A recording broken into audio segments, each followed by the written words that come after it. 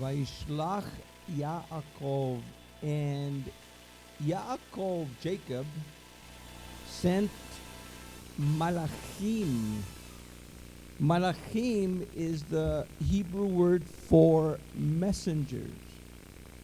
But Malachim, like angelos in Greek, the Greek word for messenger in Greek is angelos. Evangelio, evangelism or evangel, is the good message. Comes from the same root. Malachim means messengers, but these words, malachim and angelos, in Hebrew and Greek are also the words for angels. The word angelos, angel, comes from that word for a messenger. And so in this case, when you read it in English, and this is interesting about translators, what translators do is, for example, in what they call the Old Testament, the word malachim is always translated messengers. But sometimes the word malachim is translated angels in the English translations. But when we read Hebrew, when we read it in the actual Hebrew, it's interesting that in the actual Hebrew, you get a flavor that you don't get in the English or the Spanish, the Latin, or other translations. So I would encourage you to please study Hebrew. And over here it says, Yaakov sent messengers ahead of him to his brother Esau in the land of Seir. Now, Yaakov goes to Haran, and there he acquires a family, and now he's coming back home. And what's interesting is, remember how he left. Remember how Yaakov left. Yaakov left in a hurry. He left, remember, Esau had already said, I'm going to kill him. And so they whisked him away. Isaac and Rebekah whisked him away to Haran.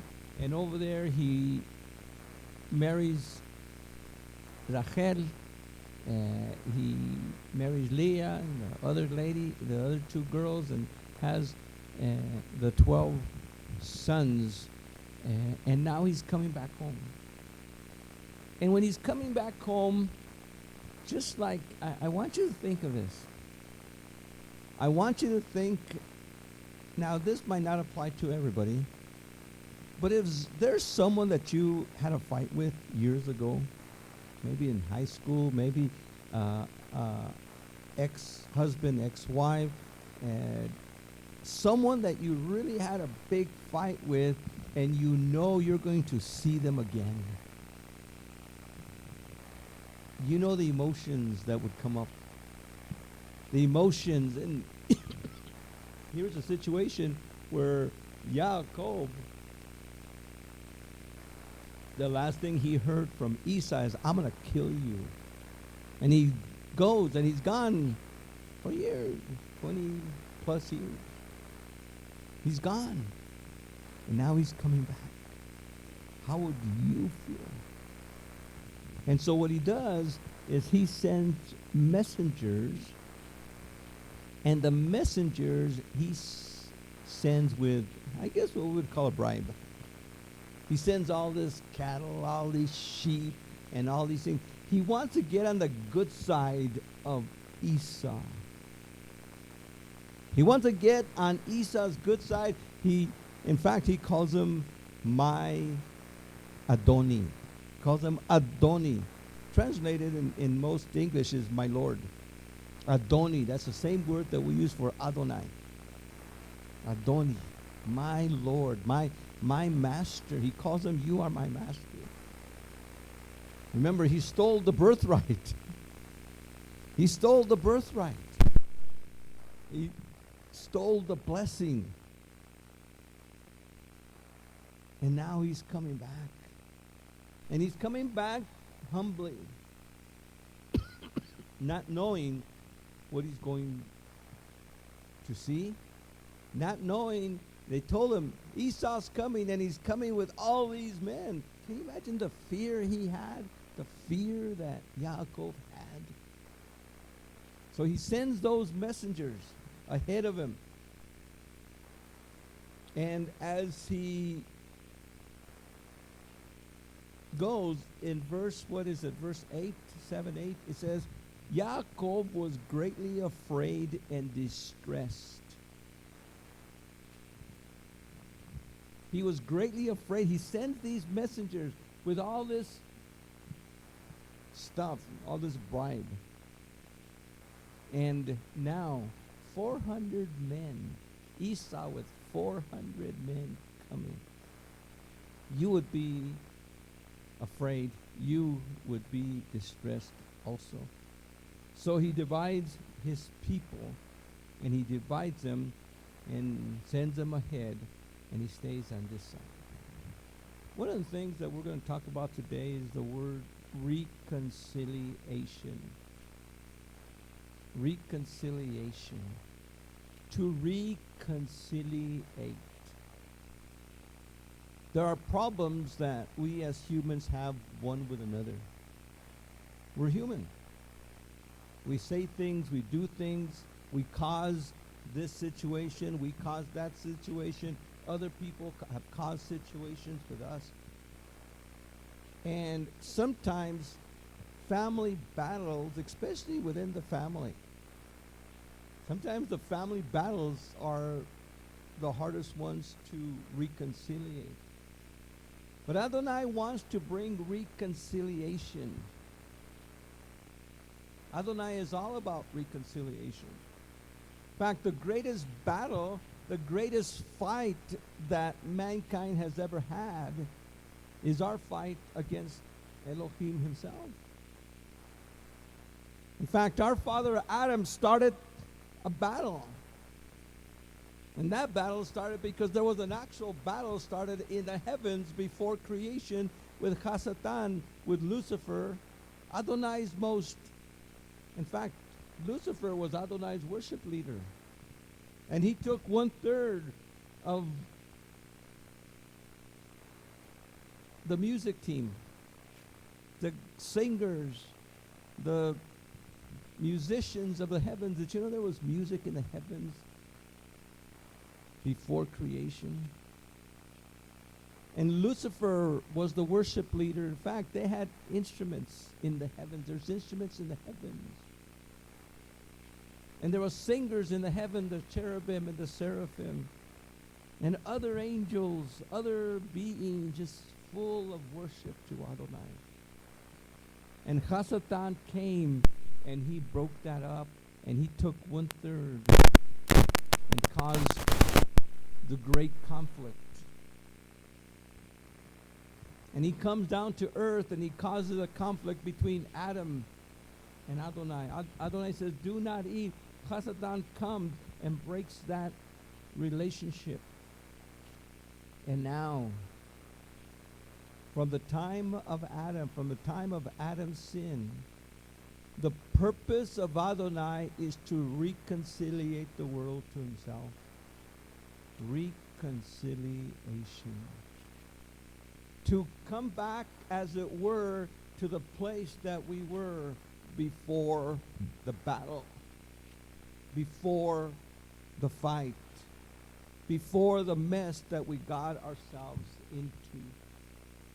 This idea of Yaakov and Esau. This situation, what do we learn? What is the lesson of today? What is this lesson? This happened years ago, but what is the lesson for today? Because today we still get into those battles. And sometimes you've probably seen this on TV many times or read this on books many times. It might have even happened in your own time. Anybody know what the fight between the Hatfields and the McCoys was over? Huh? Yeah, it was over a little animal. It was a pig. It was and they forgot what it was about. The sons, the grandsons, the great grandsons, the great. Anybody here descendant of the Hatfields or the McCoys? Yeah, I guess you don't want to raise your hand to protect the guilty, right? Any Hatfields or McCoys was there? In fact, I think Betty Brown was one of the Hatfields, wasn't she? We can say that because Betty Brown's not here today. But one of the things that, here's people fighting, and after years, after generations, what were you guys fighting about? I don't know. They don't know. What was Yaakov and Esau fighting about? We know that. The birthright, the blessing, the animosity between these two brothers that actually started in the womb, if you remember. And now, after years of separation,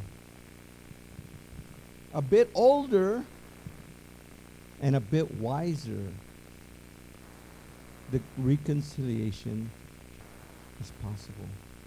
And the reconciliation does come. They are reconciliated. They come together as brothers, and we'll see this in a moment. But in the meantime, Yaakov sends his family ahead. He divides them in two groups and sends them ahead. And then, verse 23, let's go to verse 22 and 23. That same night he arose, and taking his 2 wives and 2 slaves girls and his 11 children, he crossed the ford of the Jabbok. And he took them across, and he sent all his possessions over too, and Jacob was left alone. And there in the crossing of the Jabbok, in fact, this crossing of the Jabbok is still there. We've been there several times, right at the very crossing. That's still a ford there in the Jabbok, and there's a river, and there's a bridge there for cars now. And he was left alone.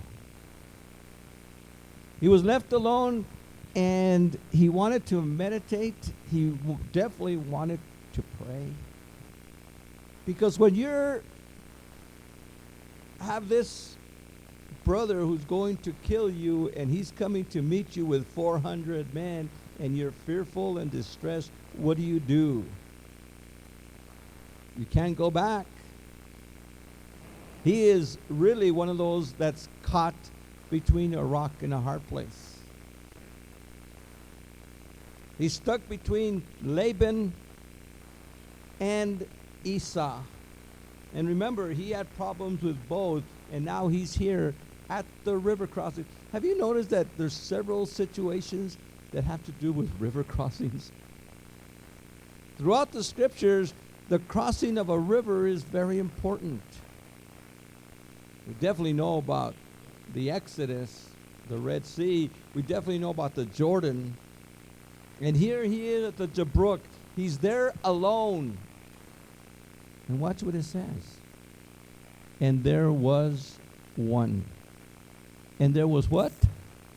And there was one. Now, this word in Hebrew, and there was one. Y había uno. In Spanish, we say, y había uno. Now, when we're talking about había uno, and there was one, we're talking about a person.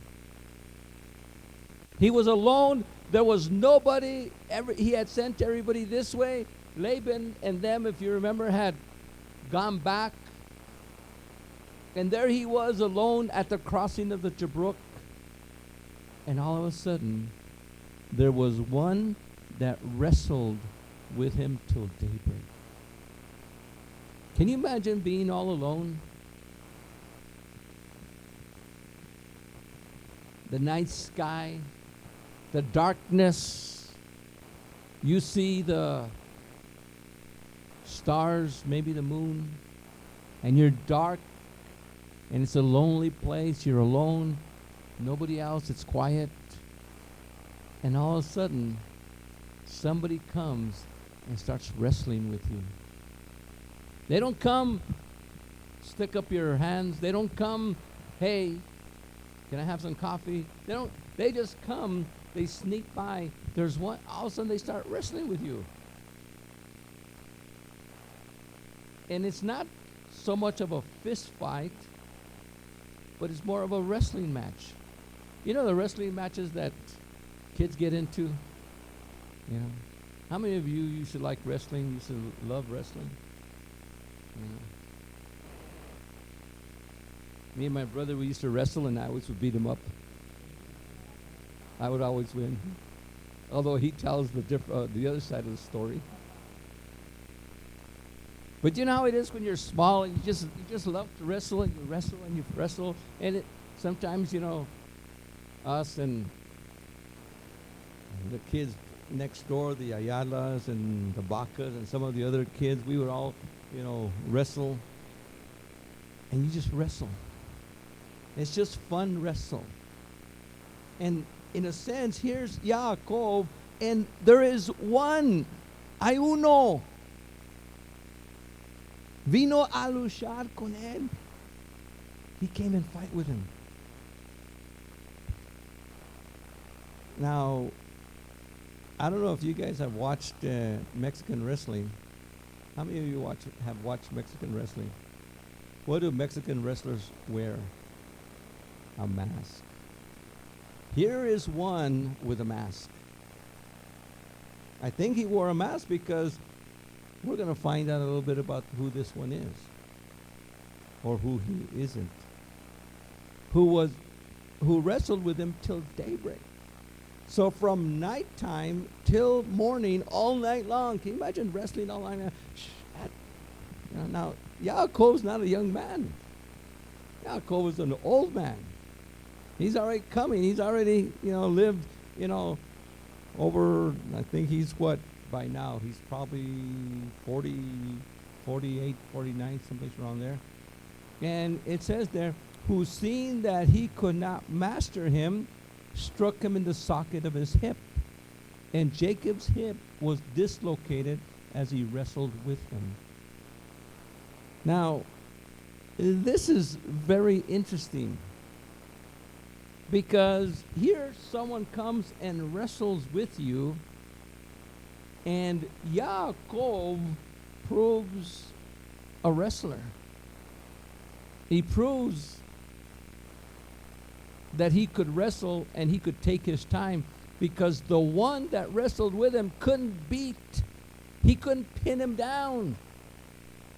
Every time he went, 1, 2, he never hit the 3 count.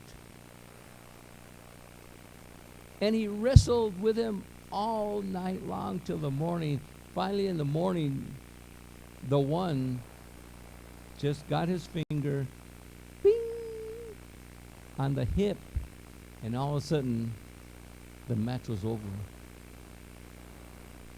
Just think of it. You're wrestling with someone, you're beating him, he can't beat you, he can't take you down, but all of a sudden he just touches you and you're down. And it goes on to say there, and he dislocated as he wrestled with him. He said, let me go, for daybreak is coming. Jacob had such a hold on this guy, and then the guy says, let me go. Now Jacob has a dislocated hip, and he's still hanging on for dear life, and this guy wants to go. He just came to wrestle and take off. He comes and just all of a sudden the wrestling match starts, and they go ready wrestle all night long, and all of a sudden his hip is dislocated, and then the guy wants to go, and Jacob is hanging on, and the guy wants to go, let me go, let me go. And Jacob's holding on. And what does he say? I will not let you go, Jacob answered, until you bless me. Now this is interesting, because Jacob wants a blessing from this one. What did Jacob do with Esau years ago? He stole his blessing. And now he wants another blessing. Now, as I've studied this passage for years, I've always asked myself the question, did Jacob know who the one was? You could ask yourself that question, and we'll probably never get an answer. Sometimes I think he knew it. Sometimes I think he didn't know. But he knew enough that this guy that he wrestled with, he couldn't pin him down, and the other guy couldn't pin him. They were almost even until the one got his finger and bing, just touched him and dislocated his hip. And he says, bless me. I will not let you go. I will hang on to your heel. I will hang on to you. Remember what happened? The heel catcher, the Yaakov. What was Yaakov's name? What does Yaakov means? Akav. Akav. The heel. Yaakov means the one who hangs on to the heel. Remember, as he was being born, he hung on to Esau's heel. It means a supplanter, someone who gets things by force. And now, he's doing the same thing to this one, holding on. I will not let you go till you bless me. He then asked, the one asked, what is your name? ¿Qué es tu nombre? What is your name? Now, in Scripture, names are very important. Names are identifiers. Every name, every title in Scripture is important. That's why when choosing names for your children and grandchildren, always choose a name that is of importance. A name that means something. Don't just give them a name because it sounds nice. Or don't give them a name just because a famous movie star has that name. Give a name that is of importance. Find out the meaning of the name. Yaakov, the heel catcher. Yaakov, the supplanter. Yaakov, the tripper. The guy that gets things by force. Tripping someone if you have to. The one who, in a sense, deceived his brother twice. Twice. And now he goes and he's deceived by Laban for all those years. Now he comes back. What is your name? ¿Quién eres? Who are you? Identify yourself. And Jacob, I will not let you go unless you bless me. What is your name? Jacob, he replied, or heel catcher. He said, your name shall no longer be Yaakov, but Israel. Remember, Israel now is a place. Israel is a place. But Israel, before it was a place, Israel was a man. And that man was Yaakov. Here's where we get the word Israel. This is the origin of the word Israel. And make sure you, please write that down on your margin and underline this, because here's where Israel begins. Your name shall no longer be supplanter. Your name shall no longer be Yaakov, but your name shall be Israel. Watch what it says. Because you have been strong against Elohim, you shall prevail against man. The word to prevail against man, to be above man, is to be a prince over men. You shall be as a prince over man. You will prevail over man. Because, look, this is what he says. Because you have been strong. You have prevailed over and against Elohim. In other words, the person you were fighting is Elohim. Can you imagine? All night long, the one is Elohim. He's been fighting with Elohim, and he couldn't get the better of Elohim. Well, Elohim really didn't let him get the better of him. It's just like when you fight your kids, right? You fight your kids, and you let the kids win all the time. You let them win. They think they win, but you let them. And in a sense, Adonai, our Father, allowed Yaakov to prevail against him all night long, all night long, all night long. And just when he went to the 1 count, the 2 count, right for the 3 count, all of a sudden it started up again. And they went at it all night long until Adonai, remember, the finger of Adonai is so powerful, so strong, that at any time he could just go ping to us and we're gone. We're goners. But over here, Adonai says, you know what? You have been strong against Elohim. You've shown that you are a man of commitment. You are a fighter. And that's what every one of us should be, by the way. How many of you are fighters? Or we need to be fighters. We need to be assertive. We need to be even aggressive at times. And here he was, not just assertive, but here he was aggressive, holding on to Elohim. I will not let you go until you bless me. Sometimes we ask Adonai, and if he doesn't, we give up. Adonai doesn't want us to be giver-uppers. He wants us to continue the fight of life.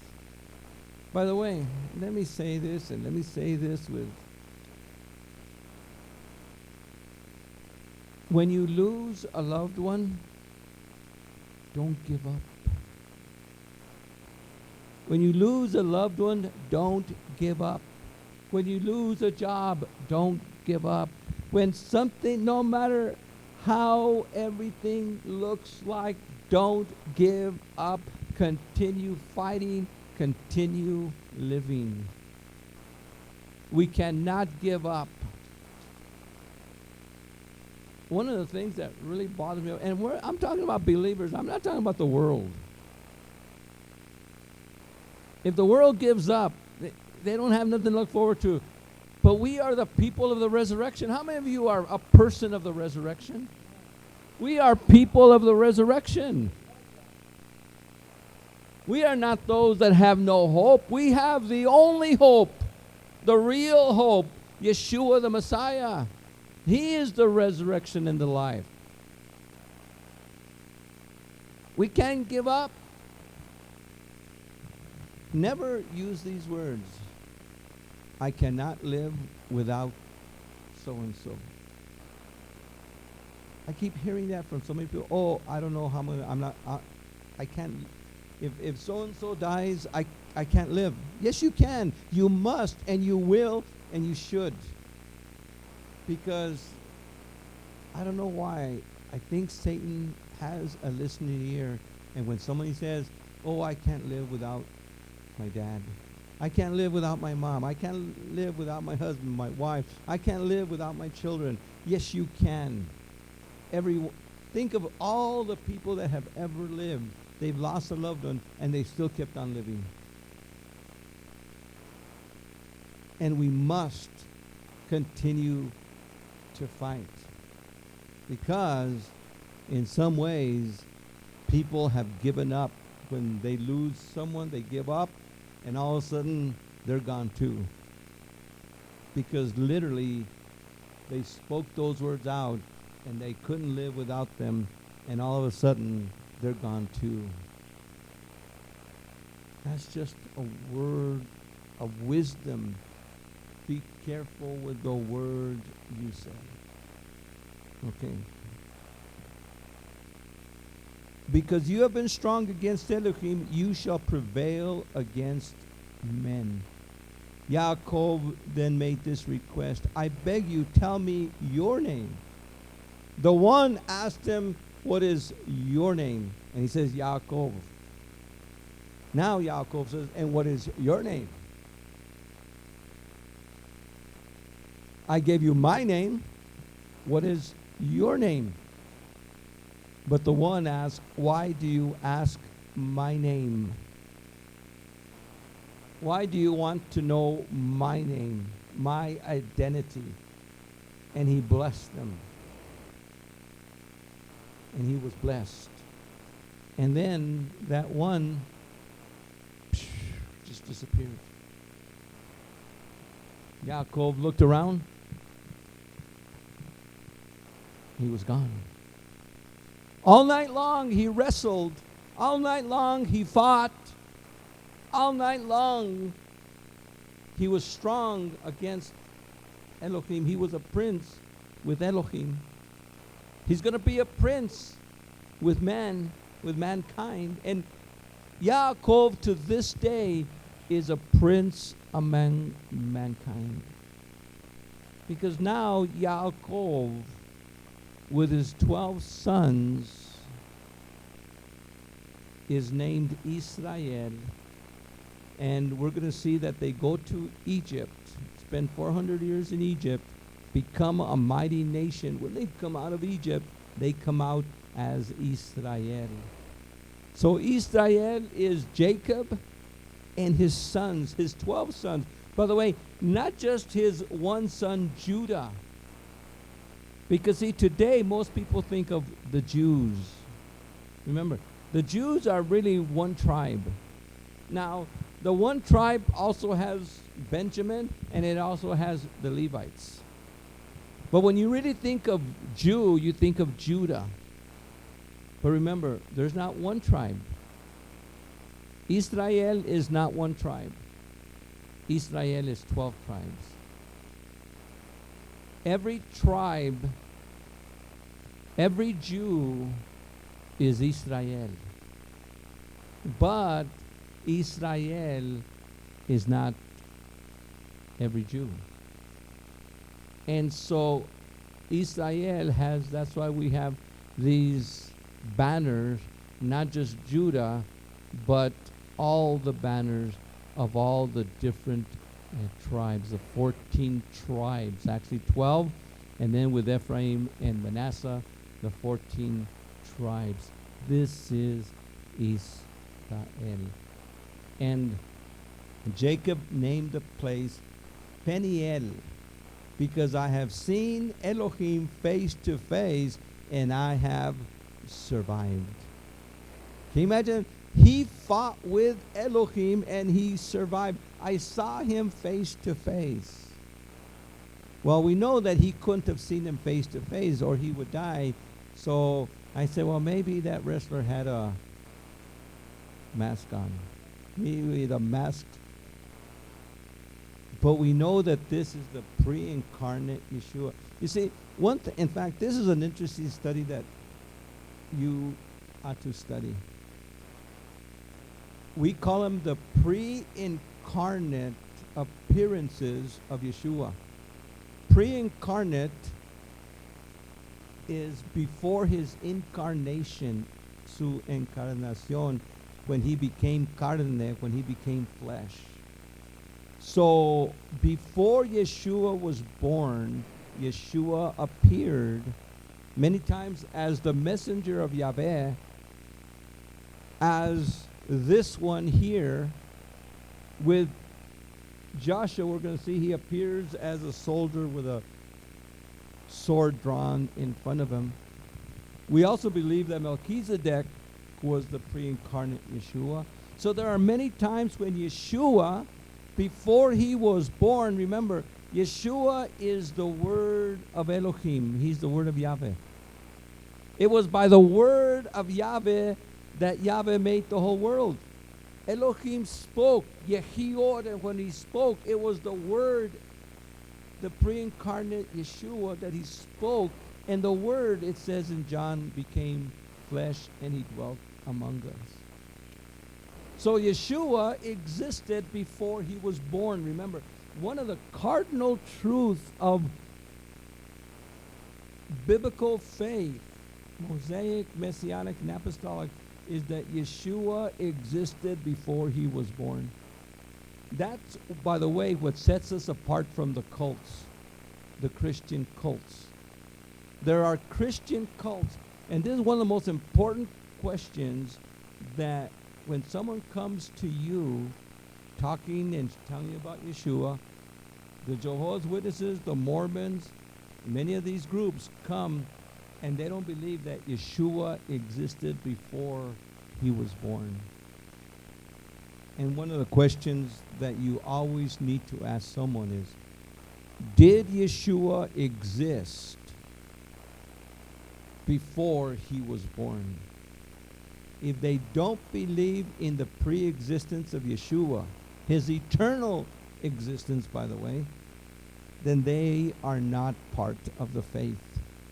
To be part of biblical faith, Mosaic, Messianic, and Apostolic, you must believe that Yeshua existed before he was born and that he made some appearances, this today being one of them. So you could actually put in your margin a pre-existence or pre-incarnation appearance of Yeshua the Messiah. And so, who was this one? It was Yeshua. And he named the place Peniel, because I have seen Elohim face to face, and I have survived. The sun rose as he left Peniel, limping because of his hip.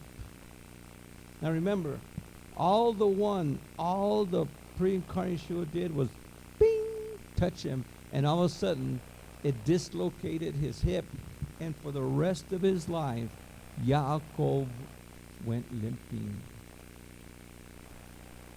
He limped the rest of his life. Now, watch what it says. This is the reason why to this day the Israelites do not eat the sciatic nerve, which is in the socket of the hip, because he had struck Yaakov in the socket of the hip on the sciatic nerve. Now, when we talk about kosher animals, to this day, the Jews won't even eat the hip at all for fear that the sciatic nerve has not been removed. This is a tradition. This is not a law. Notice what it says. This is the reason the Israelites, talking about the 12 tribes, not just the Jews, but the Israelites, do not eat the sciatic nerve. So what they do to kosher the animal, to kosher the hip, is when you take the hip and you kill the animal, you pull that sciatic nerve out, and it is kosher. Is that a law? No, it's not. It's a tradition. And is it a good tradition? Well, if you want to remember this incident, Judaism today has made it such a law, and there are so many detailed ideas of what to do, what not to do, that it has become very burdensome today. Now, all of a sudden, he's gone. Everything's fine. He starts going back. In chapter 33, verse 1, looking up, Jacob saw Esau arriving with 400 men. Accordingly, he divided the children between Leah and Rachel and the 2 slave girls. And by the way, notice that he puts the children of the slave girls in front, and then the children of Leah, and then the children of Rachel. Rachel and her children at the end. Now, what's interesting is that from the beginning, from the moment that Jacob saw Rachel, he fell in love with her, and this was supposed to be his wife. And she was supposed to be his wife, but he was tricked. If you remember, he was tricked by Laban, and he was given Leah. Then he was given, after 7 years, he was given Leah, and then after 7 days, he was given Rachel for another 7 years of work, 14 years there. And then he was given the other slave girls, and from there we get the 12 tribes. But Rachel was his beloved. Rachel was the love of his life. And forever, everything is tied with Yaakov and Rachel. In fact, what's interesting is in Scripture we have the firstborn. We have that idea of who is the firstborn. And the firstborn son is of vital importance. Well, we know that Reuben was the firstborn son of Jacob. And he opened the womb of Leah, so he was Leah's firstborn son. But in Jacob's thinking, Leah wasn't his real wife. He was the wife that he had to marry. According to, by the way, most of the customs until Moses, I don't know if you've heard of the Code of Hammurabi.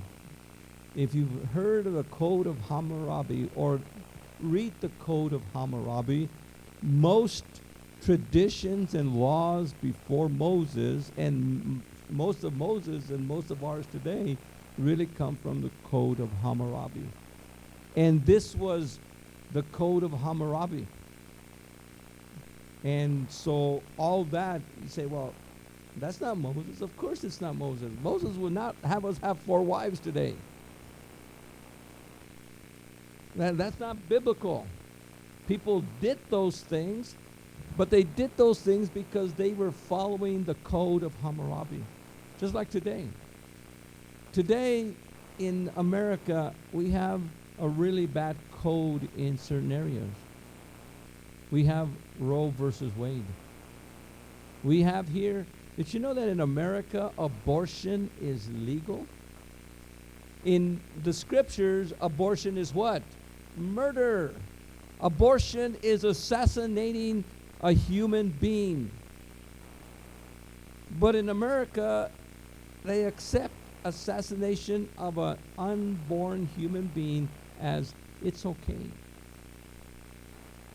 In fact, New Mexico law allows the assassination of an unborn baby up until, what, the day before it's born? The day before that little baby's born, you could have an abortion. That's murder. But that's the code. That's the American law. That's what has been instituted here. It's against Adonai's law, but how many people live according to that law? Many, even Christians, even believers, messianics. They say that the crimes, the sins, the problems in the world are the same thing in the church. They should be different. That means that most people follow the American way of life. As people here followed the Hammurabi, the Babylonian Code of Hammurabi way of life, that was the code in the Canaanite and ancient world. And so what let's go back to the story here. What happens is they meet and there is reconciliation. In fact, he says, accept these gifts. And Esau said, no, my brother. No, I will not accept them. I don't need that. By this time, Esau had reconciliated in his heart. And then Jacob kept saying, urging him. Finally, he says, okay, I'll accept the gifts. And after a feud, a death feud, I'm going to kill him. All of a sudden, there is reconciliation among the two brothers. Let me tell you, there is no problem. Even if a fight has ensued in your life with someone else, there is no problem that time and humility more, cannot heal. And so one of the lessons that we learned, most important lesson that we learned with this story of Jacob and Esau, is always reconciliate with those, especially before they die. Before they die. One of the things that I always do at a funeral is I always do what I call a burying of the hatchet. A burying of the, which is a true story, by the way, of two native tribes in the East Coast that they were in fights with one another, and they actually buried a hatchet to bring peace to the two tribes. And in a sense, that's what we need to do. When you go to someone's funeral, because you'll go to the funeral of family and friends, sometimes you'll have to go to funerals that you might not want to go to. You don't want to face the family. You don't want to face the situation. But you know you have to. Always remember, if there's anything that person who's in that coffin did to you, forgive them. It's over with. Don't carry a grudge after the burial. Do not carry the grudge after the burial. You will be the loser, not them. They're free. They're in front of Adonai. He's going to be their judge. We can't judge him no more.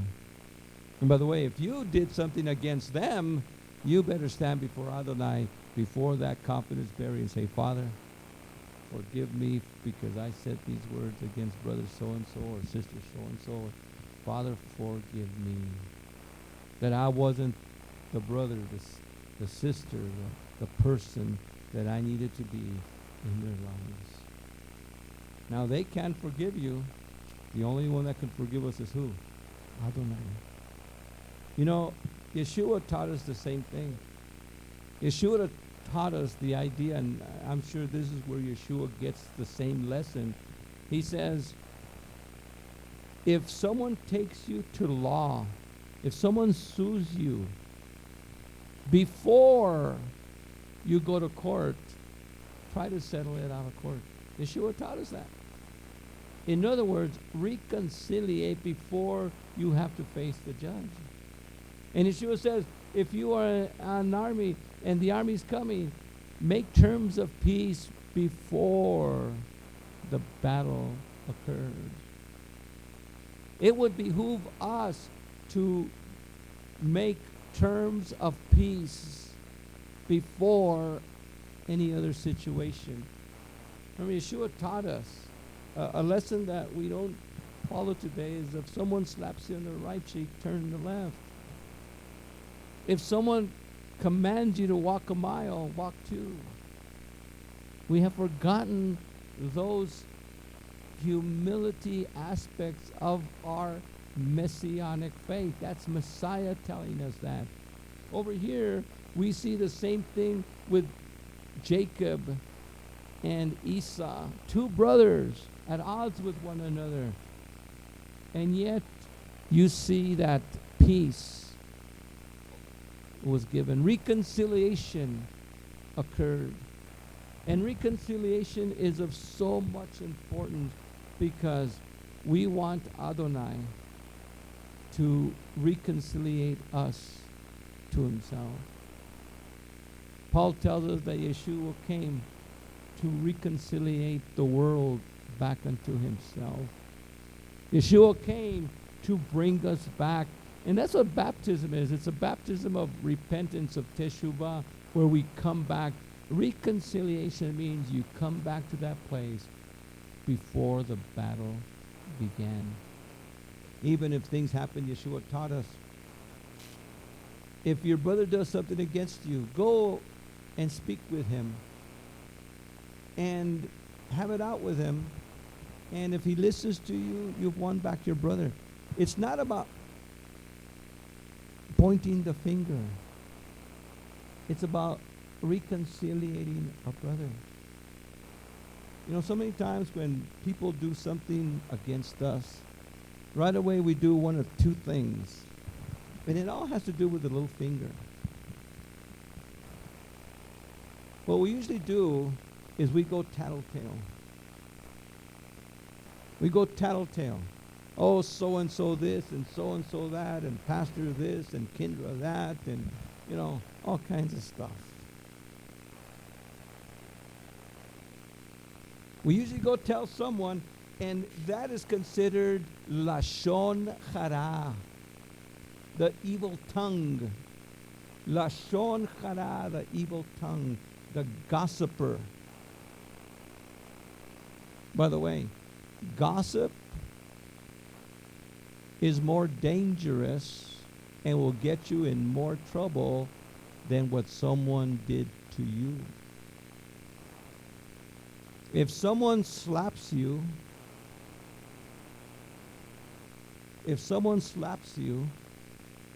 that's pretty bad. They shouldn't have done that. But if someone slaps you, you know what gossip is? Gossip is getting a baseball bat and boom, boom, boom, boom, boom, boom, boom, boom, boom, boom, boom, boom, boom, boom. That's what gossip is. You received a slap, and they received boom, boom, boom, boom, boom, boom, boom. That's what gossip is. Gossip is dangerous. The other thing, if we don't gossip about the person to someone else, sometimes we go to the person and we give them a lashing. By the way, Lashon Hara means the evil tongue. Have you ever heard giving them a lashing? Giving them a lashing comes from the same Hebrew word, Lashon, which means that we beat them up with the tongue. We beat them up with the tongue. Don't beat people up with your tongue. Oh, I've never hit them. I never shot a gun at them. I never pulled a knife at them. But you sure beat them up with a tongue, and to Adonai, it's the same thing. It's the same thing. We need to, if someone does something wrong, we need to find out, because remember, it could be a mistake. But we need to go and bring them back and reconciliate them. It is the responsibility of the victim. It is the responsibility of the victim to bring the person that did any damage to reconciliate them and bring them back to Adonai. That doesn't sound American. That doesn't sound Western. Well, of course it's not. It's biblical. There should be no victims. In fact, did you know that a true believer in Yeshua can never be victimized? Paul even says that if you need to, don't even sue them in court. Get the elders and have the elders do the reconciliating. And he says, and I'm going to show you something even better. Just let yourself be wronged. Let yourself be wronged. Let yourself be wronged. But instead, Paul says, you do the wronging and you do the beating, and you're, wait a second. Yeah, he wronged you, but you can't get into sword fights with one another. Allow yourself to be wronged. In fact, that's another point. Did you know that a true disciple of Yeshua can never be offended? You can't be offended. If you are offended, that means, oops, I need to grow more. If someone offends you, and you feel offended, oh, I'm offended. I hear that all the time. Oh, I'm offended. So-and-so offended me, or this offends me. In fact, that's the biggest problem I have with the left. They get offended by everything. Everything offends them. You know, I had a friend of mine that told me not too long ago that someone came into his shop and they saw something that they didn't like. It was antique. And they go to, I'm offended by you having that. I'm going to call it. And that person called everybody on the Facebook, and all of a sudden he started getting bad calls, and you so-and-so, and you this, and you that. And wait a second, this is just an antique of something that no one should be offended about. So many people are offended today. What we need is a strong dose of reconciliation. Two brothers, Esau, Yaakov. Yaakov, the heel catcher. Yaakov, the supplanter. The blessing stealer. The birthright taker. And yet, reconciliation takes place.